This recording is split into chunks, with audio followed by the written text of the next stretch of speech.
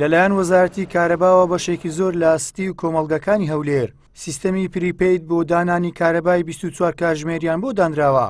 کارەبای 24 کاتژمێری کە خەونی خەڵک بووە ئێستا بووە بە کابوس بۆیان.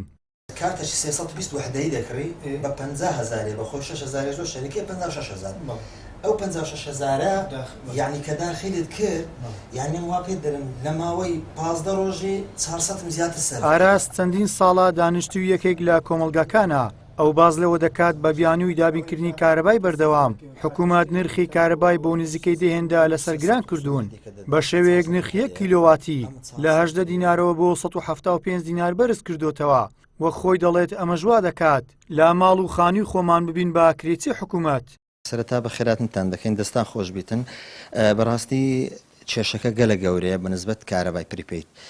لەبەرەوەی ئێستا ئەو سیستەمەی کە دانرایە ئەتۆ حسابی ئەوەی بکە دەبێ کرێتی حکوومەتی.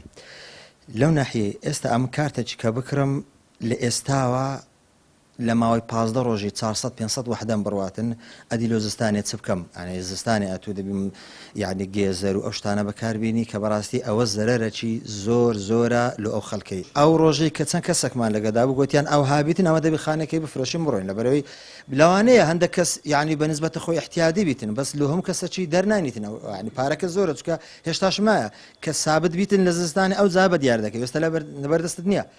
نوێنەری بەشێک لە سیتی و کۆمەڵگەکان ئاماژە بەوە دەکات جگا لە گرانکردنی نرخی کارەبا لەلایەن حکوومەتەوە کڕینی کارتی ئەو سیستەمەش قۆڕخ کراوە و حکوومەت داوێتی با سەرپەرشتاری سیتیەکان و تەنیا لای ئەوان کارتەکە دەست دەکەوێت. سەرپەرشتاری سیتیەکانیش بڕێکی زیاتری پارە دەخەنە سەر نرخەکەی و بە هاوبەشانی دەفرۆشنەوە.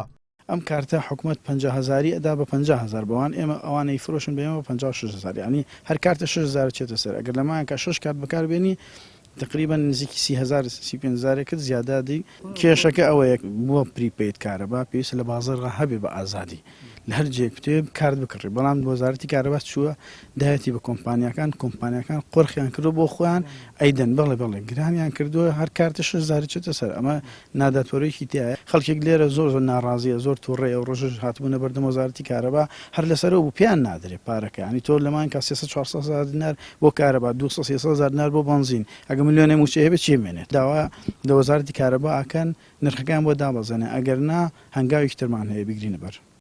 لە سیستەمی پریپەیدا هاوبەشانی کارەبا دوای کڕین و داخلکردنی کارتێک بۆ ناو سیستەمەکە ئەو کات دەتوانن بۆ پێویستەکانی ناوماڵ کارەبا بەکار بهێنن.